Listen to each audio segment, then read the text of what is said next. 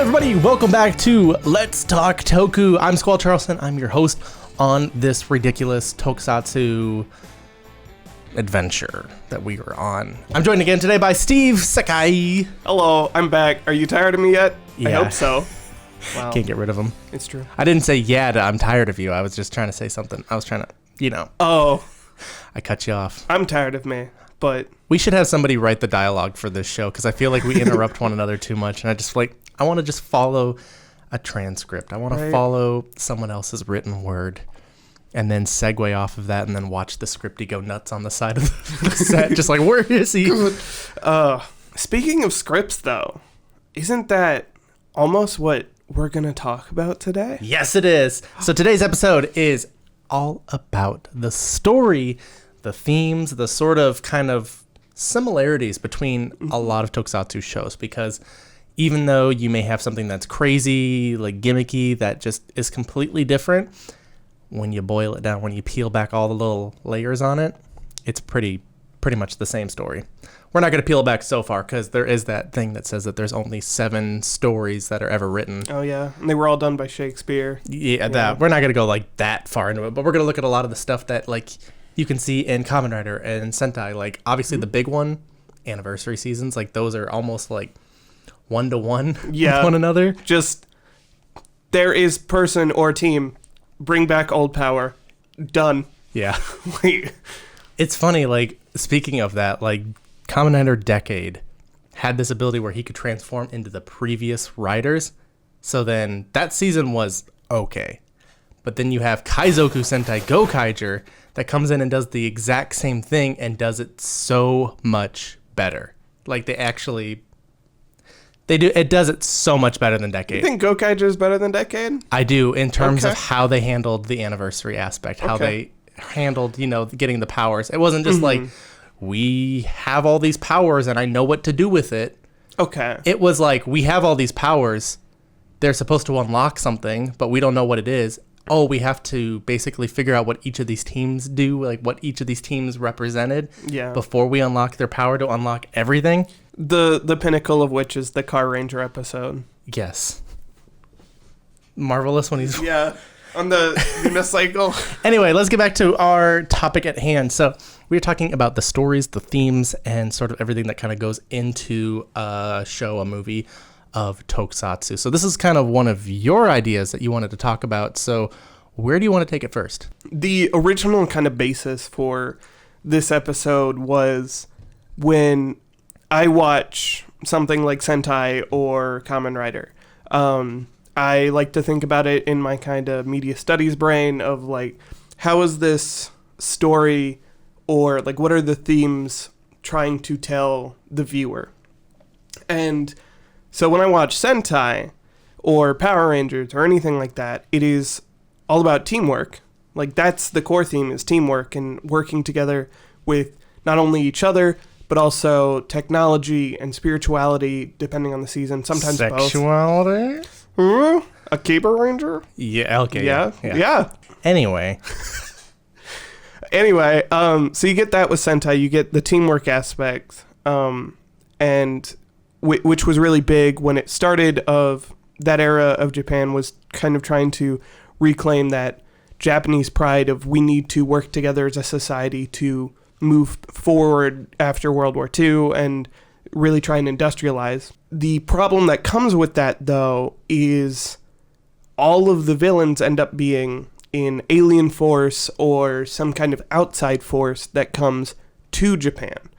And so it kind of almost pushes that a little bit of xenophobia that... I don't know, it's kind of like just based on what they were actually afraid of at that time. Because up until World War II, Japan, in their own minds, were the superpower of the world. Like this was their island. Nothing could take that away from them. They fought off all the Chinese invaders, like years and years ago. They're just always in this idea that they were the strongest force out there. Of course, technology gets away from them a little bit. They're still, fighting with swords. They try to integrate, some guns and everything.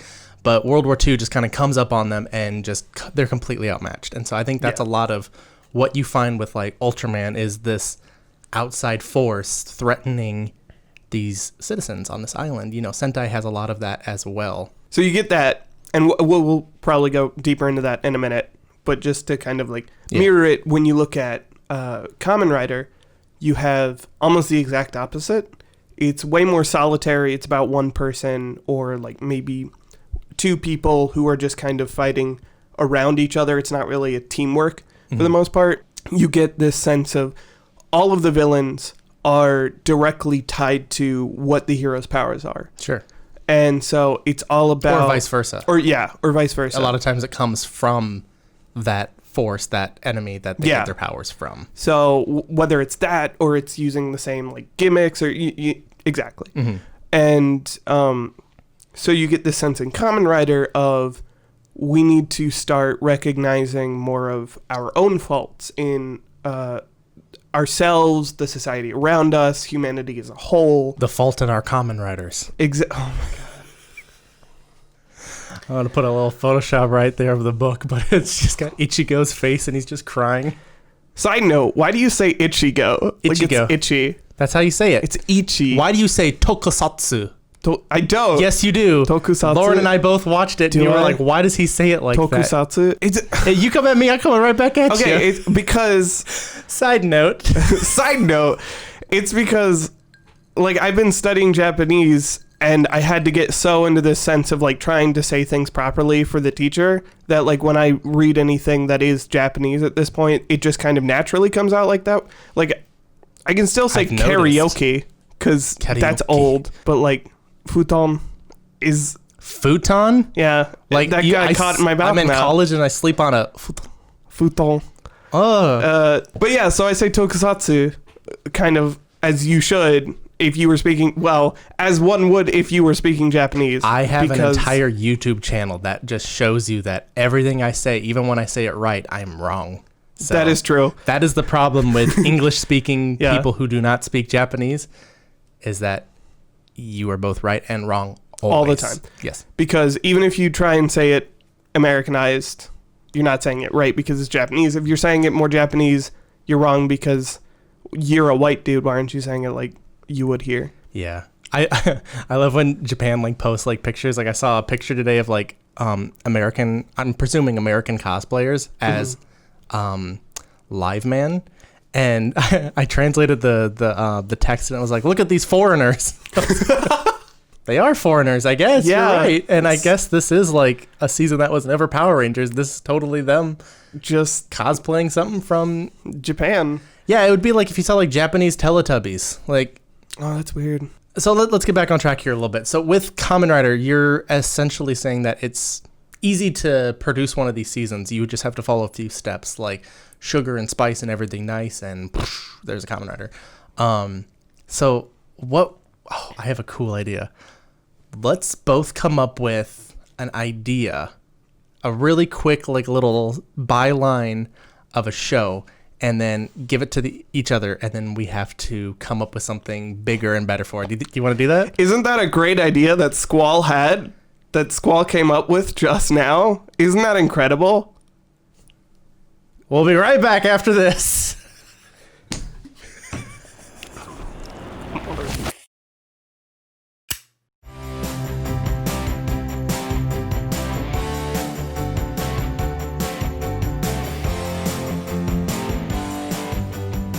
Welcome back, everybody, to Let's Talk Toku. So before we hit the commercial break, I came up with a really smart idea. He did. It was all his. It's all me as the segment producer of this episode. It'll say so in the credits. I hate you. I had an idea. Uh-huh. We had an idea. Uh-huh. You had an idea and I agreed to it. That we would have this sort of thing where, in terms of talking with story, in terms of talking with how easy it is to kind of come up with this, we're going to show you firsthand just how easy it is, because you are a media specialist. Sure. What's your title? Oh, that's a good question. Yeah. We'll say media scholar. I'm going to say scholar because I can, for no reason other than I want to. and I've worked on a bunch of sets, and I've written a bunch of scripts, and I've done a lot of stuff sort of on like a novelist side, on sort of an internet side, and of course like a production side. So I would say pretty well versed with kind of story theming and like kind of developing. So let's jump into it. So we are going to give each other a real quick, what we call in the production business, a byline, which is a tagline, essentially. The 1 or 2 sentences that can summarize your entire show, your entire movie, like your elevator pitch. And then I'm going to give that back to you and extrapolate it and vice versa. Yeah. Do you want to go first or second? I don't know.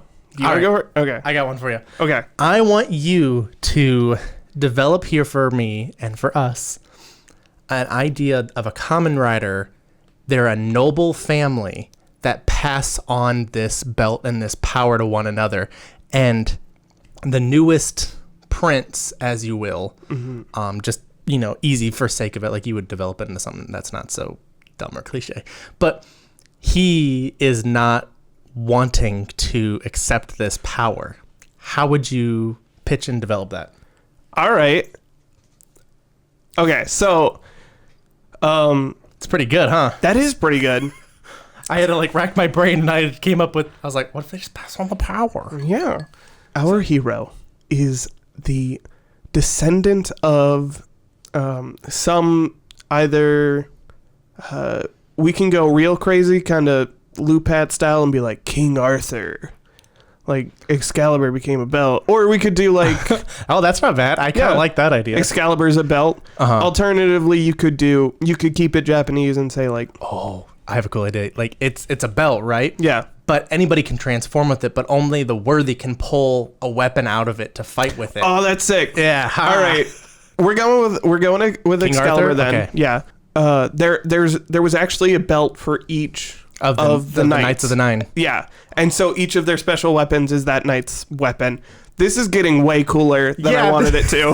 This is great because he could basically, on his pilgrimage, travel to each of these descendants. He's the only one who is a descendant. Everyone else has like cut off their lineage, and he has to collect all their powers. Yeah. Oh, and then he has to gather his own 9. Yes. Oh. So he's this far off descendant who they just recently found in the family lineage that somebody, I'm just going to assume that this is still Japanese because it's Kamen Rider. Like somebody went off to Japan at some point, had a kid, and like through some weird thing, everybody who was a descendant has been targeted by this evil force. Who's King Arthur's enemy? The British? No, he was British. He was British. I don't know. Scottish. The Scottish. The Scottish versus Scottish Japan. have been searching for. Hey, that's Irish. So the evil force has been targeting all the descendants, and this loyal servant akin to the guy in Lupat, finds this one kid in Japan who's like, he's the last one that I can get to. I need to give him this belt so we can stop this, and passes it on to him. But this kid is, kid or even like just office worker, 20s even. She's like, I can't take this responsibility. I'm just, a dude in Japan. I can't, go traveling the world right now. I have a life. It'd be funnier if he was still like in school. And so like he's like getting like requested and beseeched like in the middle of a class. Yes. Like he's gonna like hide him out the window. Just like pulls open the sliding door real quick and interrupts the whole thing. Yeah, I think that's like the gist of it. Cool. Yeah, just travels the world and getting the other powers of the other 9. What would be the end goal? Like, how do you think it would end if you think you can push it that far? What? Because that's kind of like what I sort of set out a lot of times when I write. I think of an idea, and you want to go to the and before I can flesh it out, I always flesh out the beginning and the end, and then once I know exactly kind of where I want to end, I start it, and then hopefully, if everything goes according to plan, it will end roughly in that area. But sometimes it goes completely wild, and those are like the best things that I write. That's a good writing tip, which we'll get to later. Hey, it's kind of what I do too. I was just not thinking of it for this pitch. Obviously he defeats the villain, and I think he would try to return to his normal life. I think the other 9 would attempt to maybe convince him not to, kind of maybe Shinkenger style, and like the servant would say like, no, you need to take your place as the king. It's almost turning into like a Sentai. Almost. But he would say like, no, I want to go back to my life, and he would like hand his power to whichever of the knights he feels like is the most responsible, and say like, go on, take this, find the next person who's worthy, because or he throws it into a lake. That's where I was gonna take it. Throws it into the lake. If almost your hero, the very essence they have to fight, like the very purpose they have to fight, is caused by this power. Without the power, there would be no reason to fight. That would be the ultimate move, is to sacrifice the power, but leave it open-ended that whoever is worthy shall find this someday, and that this could perchance, happen again. It doesn't have to be the bloodline. It can just be like, I am worthy of having this power, and that's how you get it. Just like little scrawny Arthur was. Author. He's a King Arthur. King Arthur, a.k.a. Stephen King. All right, whenever you're ready, give me your tag, your byline. This one's going to be way more stupid. I'm really excited. Watch me work my magic with yours it. is a Sentai, oh, obviously. Hell yeah. I got Kamen Rider, you get Sentai. The Sentai is based on clothing. Clothing, okay. So it's like a fashion Sentai. Oh my gosh, I could have a Jinko Jean character. Yeah, and the villains are this group of... The Fashion Police! Oh my god, you're right, the Fashion Police. They're the Fashion Police, and they want to turn everyone into Earth, into like just, beige sweater neck, khaki pants, no style, no happiness, no self. I'm giving you too much. I need to stop. Okay, so it's just... Fashion Sentai. Fashion Sentai. And I was thinking like... Dress Goodger. I was thinking like each one was like a hat, a shirt, a pant, sock. And so that's why I was counting. Yeah, that's why I was trying to count. Okay. But you can change it however you want. There's no functionality to this. I think that's the problem with this. I almost want them to be a different sort of genre of style of dress. Like you would have a very sort of like crazy, eccentric, like fashion forward Red Ranger female. It's got to be a female. Yeah. You would have kind of like a very formal, like always like wearing like a suit and a tie, someone who's like kind of like a Barney Stinson in Sentai, like he's blue, I'm guessing. Yeah, he's always like, or black. Formal. He's always dressed to the nine, basically. Yeah. That makes way more. You would have someone that's kind of like maybe green, that's a slob, and then you have some... Oh, it'd be really funny if their like mentor was like a nudist or something. Who just completely is like foreign to the idea of clothing, contemporary, like clothing and whatnot. Oh, no. Instead of the Fashion Police, they are a bunch of nudist aliens. But because they're aliens, they don't have genitalia. So it's fine. And so it's fine. Yeah. There's just like a basic mook suit. Yeah. And like you can even have them come out and like Yellow could be like, wait, are they naked? Yeah. And like the monster's like, of course they're naked. But like all of their designs are like masking the, naughty bits. So like you would have like somebody who's like got fire around their like body and their lower half, So all of the monster designs would be really kind of interesting to see how they censor this nudist alien colony that has come to rid the earth of their clothes. This is a stupid idea. This is a stupid idea. Yeah. I gave you a good one. I know. I thought you were going to give me a stupid one too. And I get clothing Sentai. Fashion Sentai Clothes Ranger. Fashion. I do like Fashion Sentai. Yeah, it's got to be fashion. That's too solid. Oh, wait. Oh. What about Fashinja? Fashinja? Fashinja. Oh, Fashion Sentai Fashinja. That's pretty good. Yeah. You could do Clothing Ja as well. clothing. I don't want it to be just clothing. I want them to be Okay. like excelling Fashion-ja. at certain fashion. All right, Toei, hit us up. Don't go anywhere. We'll be right back with some more Let's Talk Toku.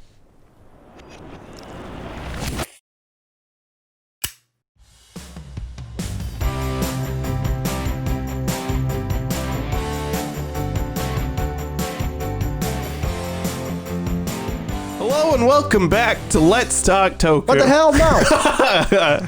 Welcome back, everybody, to Let's Talk Toku. I guess we'll use that. Yes, I did it. So let's talk a little bit about we kind of looked at some of like the more basic things that you have to sort of base your show around. We should talk about some of the things that sort of, I don't know the right word to use, but like negate anything that is fresh with the show. Like there's tropes, Cliches that kind of fall into that place. they just tend to rely on. Like Super Sentai has an unmatched love for their Red Ranger. It's creepy. What do you think about that? So, obviously, if you've seen any of these shows, you know that there's just this set of rules or characters that almost every season will have, or like every other season will have. The girl who's inhumanly strong, like, oh, she's so strong, isn't that funny?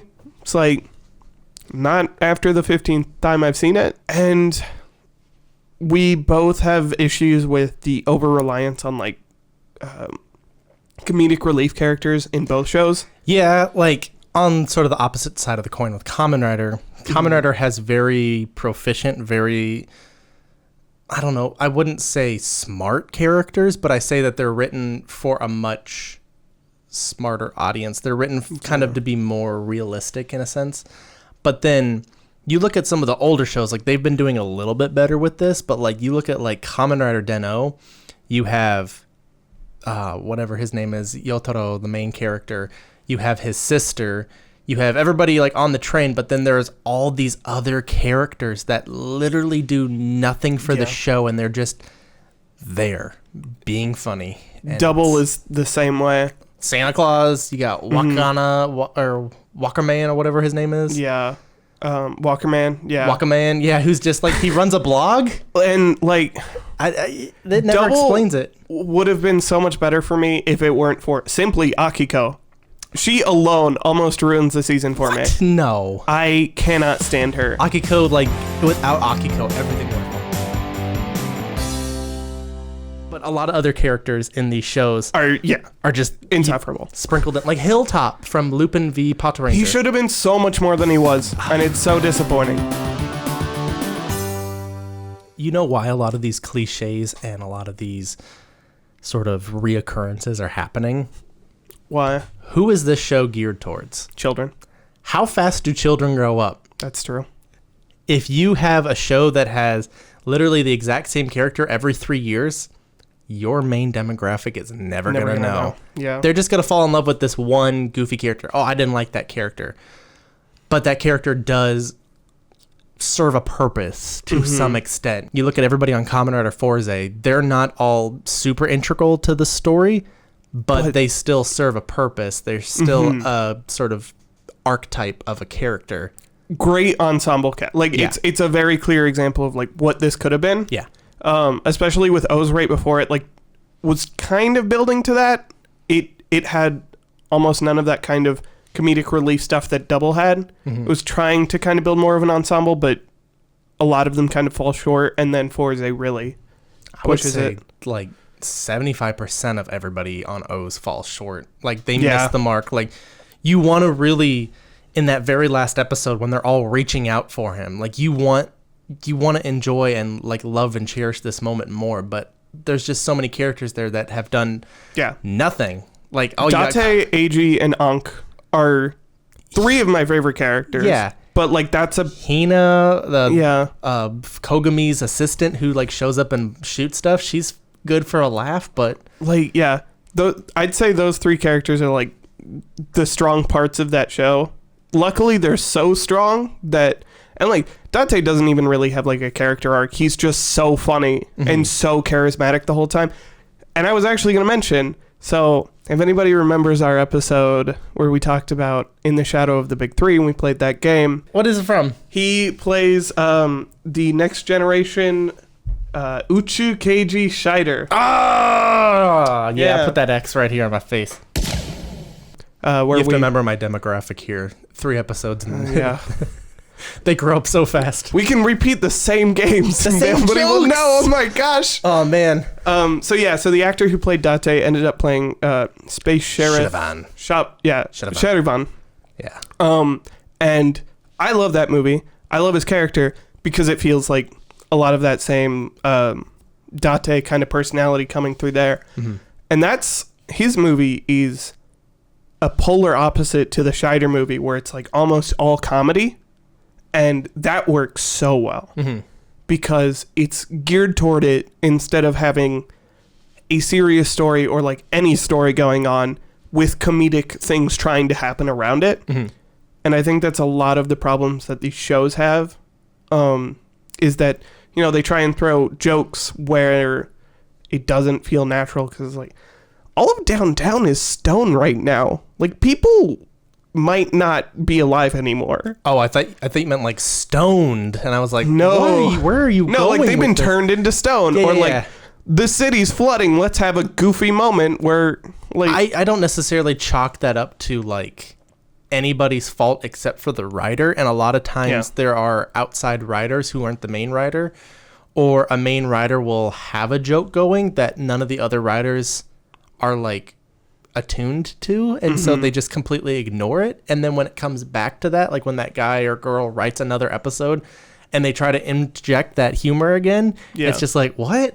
You get like whiplash almost. Like, as much as I love it, 01's kind of doing the opposite, actually, where they're getting everybody's serious except for the main character. Yeah. And here's the thing, everybody. Here's a writing tip from Steven. I'm gonna put a little graphic up. If the joke is that your character is not funny, then the joke isn't funny. What? Like, the joke. I was up with you until you said stuff. Until words came out of your mouth.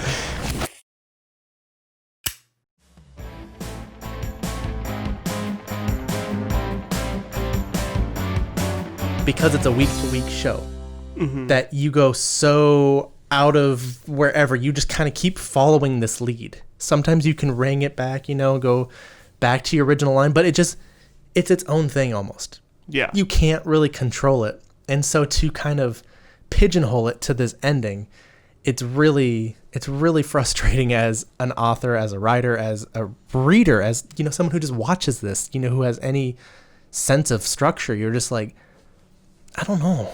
I feel like I'm getting really negative about this, and I'm not trying to be. Yeah, nothing is more disappointing than a ball drop, in my opinion. I think... I know something that's more disappointing. What? A ball drop that everyone refuses to accept. All right? Yeah? Yeah.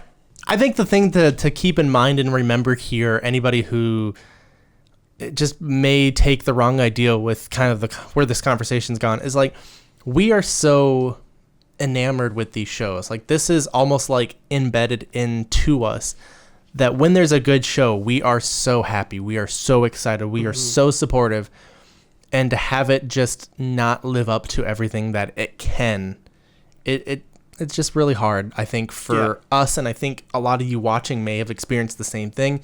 Sometimes you're not really fully sure how to react or how to kind of, you know, continue or cope with that, and sometimes it just comes out as like blanket statement, I don't like that show, I can't stand that show.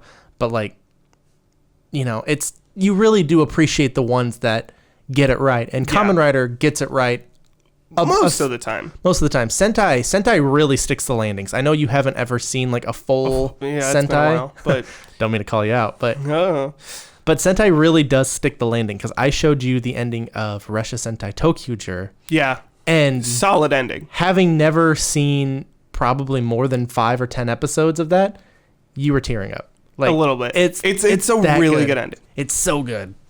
And then you look at one of the few Sentai that I have seen all the way through, Lupat, which we both were like, it's okay. And I've already voiced my problem is that you can basically what we've been saying, you can see the very clear moments where it should have been better. Mm-hmm.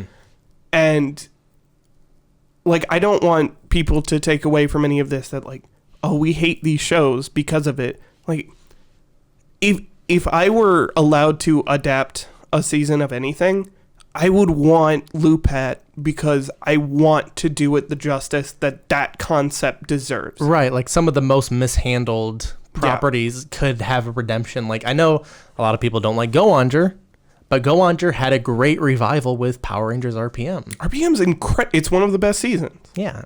And like, Lupat could become one of the best seasons, but like the very clear thing is that it's supposed to be 2 teams, but it's really 1.5 and 0.5. Yeah. All of the time is even the 6th range, well, 7th ranger, the 4th ranger. The 4th ranger, math. But the whole point of him is that he's supposed to be playing both sides. But he comes in, and then at the end of like the 1st or 2nd episode he's in, he goes to the Lupin Rangers and says, "Nah, I'm actually just on your side." Like, he's like, I think both sides are important. We still need cops. But he's like, the Pato Rangers don't trust him at all because he is very clearly working for the Lupin Rangers. And like, the one time he betrays them, and you're like, oh snap, he's fighting the Lupin Rangers. Like, actually, like, and they seem surprised. They immediately go, oh no, sorry that we had to do that plan and I had to beat you up to trick the Pato Rangers. Yeah. Like, if he had actually played both sides, it would have been way better. If they had given both sides more time, it would have been way better. What would you suggest to anybody watching, to those who haven't written anything, to those who maybe are watching this, who have written a show or have worked on a show in a creative manner? What sort of tips as a viewer, as a author yourself, do you think that should be kind of put out there? Oh, that's a good question. We talked about think about the beginning and the end. Mm-hmm. That's a good one. Sometimes you might want to think about beginning and twist. Yeah. And then figure out the end. When I like to come up with an idea, this is more on like the creation side, I suppose, of what I want something to be. I always like to think about insert main idea, but, and then I like to try and figure out a weird kind of side piece to it. A lot of times your first act will end with a twist or with an upheaval. Yeah. Of what has been pretty much common knowledge the whole first act. Like, you'll pull the rug out from somebody. Yeah. And that's how you take it from act 1 to act 2. So, yes, I do agree with that. Yeah. And even just like from a very base like idea standpoint, like one of the things I wrote is called Management Hell. And I was like, what if I wrote just a typical office style comedy, like in the vein of Office Space, or I guess The Office. It's not that The Office is bad. It's just more like, it's not really that kind of style of comedy, whatever. But what I thought was, what if I wrote that, but it takes place in hell, and like hell is actually pretty normal, but it's just the one human working with all these demons, and like what would the weird stuff that comes out of that be? And that's where a lot of the comedy comes from, is either the total normal part, like that everything's totally normal, even though you forget like, oh yeah, his desk neighbor is a giant fly. Mm-hmm. You just want to have that one piece that makes yours unique. Mm-hmm. And I feel like a lot of the problems you see in a lot of TV shows today, a lot of movies, a lot of like young novel books especially, is you can see the very clear, there is almost no originality to this. They just took it's idea. Kind of like hodgepodge of this is good, I like this, and then I'm going to put it into this character. I've been saying this for a long, long time. A lot of people can attest to this. The Big Bang Theory is just Frasier, but nerds instead of high class. And worse, but that's neither here nor there.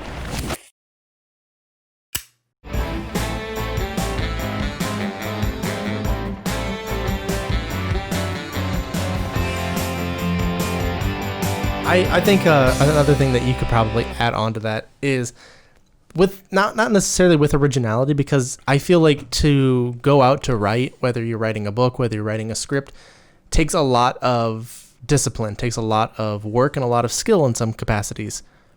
I wouldn't say that they're original. I just think that they're missing the unique spark that a lot of things that do end up taking off, even if they're not written well, they still have something really good to it that the audience hasn't taken before. Mm-hmm. Like, for a small instance, The Hunger Games.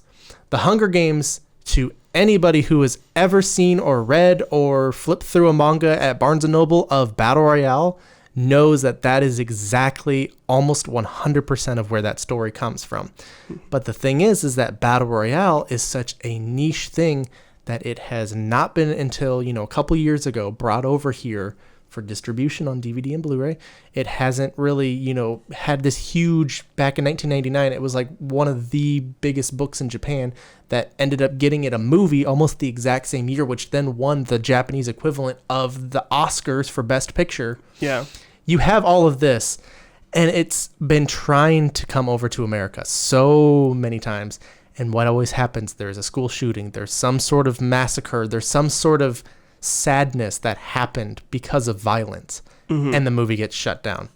So instead of trying to adapt it, which would have been the obvious thing to do because Battle Royale is a much better story objectively than something like, The Hunger Games, it just gets regurgitated by somebody who has seen it, read it, or looked at a Wikipedia article of it. And just neutered. Yeah. Like The Hunger Games has way less violence. But again, it had that spark that a majority of people over here had not experienced before. And so even though it wasn't the exact art renaissance that Battle Royale kind of was and ushered in, the new millennium over there, this still had that idea, and it still had this, malleability to it that took off over here. Yeah. And I think you said a very clear word that I think both of us can agree is not the vile idea that I think a lot of this fandom can sometimes make it out to be, and that is adaptation. Right. A while back, it was a couple weeks ago, I saw someone tweet something like, we shouldn't need adaptations of anything. Like, people just need to get over themselves and read subtitles or whatever. It was something to the vein of that. And I wrote this whole long response saying, like, adaptation is not a bad thing. It can introduce the same ideas to new audiences. And the simple fact of human nature is, especially in today's day and age of modern media, people don't tend... There's a comfort zone that people exist and entertain themselves within. Yeah. And a lot of times when you look at, like, I would have never found Tokusatsu had it been for Power Rangers. Yeah. Without Power Rangers being adapted from Super Sentai, I want to say a majority of y'all would not be here either. For 100%. Because Power Rangers essentially helps the original footage as well. Like, not like saying like, oh, that show's over and now it's getting helped. I'm just saying Sentai as a whole is still getting helped because they're still having to pay for that show. They're still trying to bring it over. So it's kind of a helping hand for each person in each group. So without Sentai being adapted, Sentai probably wouldn't still be the same that it is today. Exactly. Adaptation has the secondary effect of giving a new artist a lens to reinterpret someone else's ideas. Just about every anime you may watch is an adaptation of a light novel or a manga at this point. That's just how seasonal stuff works now. Yeah. The Shining, one of the best movies ever made, we both can agree, is vastly different than the book. I don't want to get into that because I love the book forever. But the movie is... Kubrick did this thing where he took, at best, B-rated books and he turned them into A-rated grade pictures. Yeah. Anyway. That's a full episode and a half that we could talk about. But adaptation is treated kind of in this community as this word that means diluted. Yeah. A lot of the time. But you get like Go Under to RPM, which are both really good, but wildly different takes on the same base premise. You get And then you get adaptations like Shinkenger to Samurai when they do just try and one for one repeat it with white people, and it does not work at all. Yeah. Well, they still all have like the Japanese symbology and everything behind it, and it's just it feels weird. It feels really weird. It feels like this is just like a cash in at this point. Like they just had to do this because it's a really good season. You could have easily just casted an Asian Red Ranger. That's literally all you needed to do. All you need to do, if you're not familiar with Samurai Sentai Shinkenger, it is about this samurai lord, which it's a very Japanese season, but he has to bring all these other kids who have been trained all their lives to become samurai to fight with him in battle. They're literally just there for like to protect him, and if they die, that's fine. And it's sort of over the show, he gets like a fondness and he grows and he bonds with these kids, and him being a kid as well. Yeah. But the American version could have easily just been that they come to America. You could even make it just this over the head. He comes to America. He's really rich, so they buy this house like up at like the Hollywood Hills. That's like a secret, samurai dojo house thing.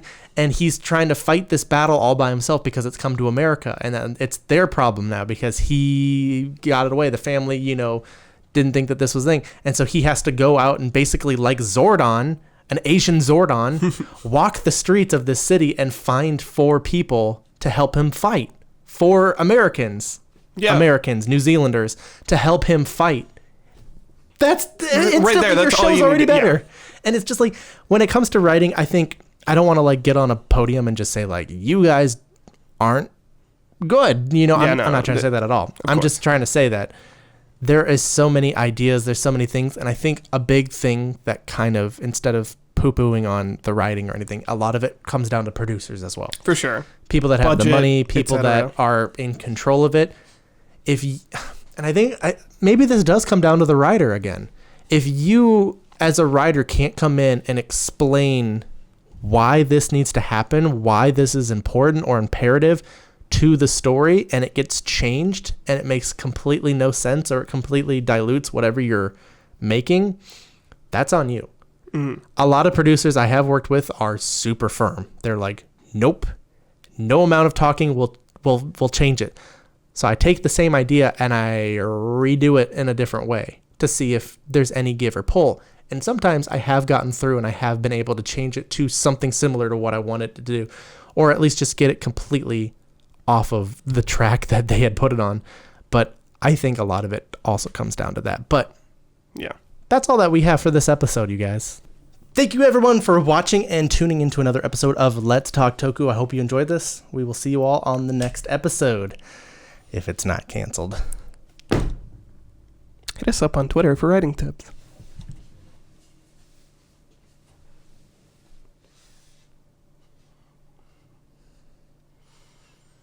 Can we cut yet? Not yet. They're still watching. Oh no. Just smile.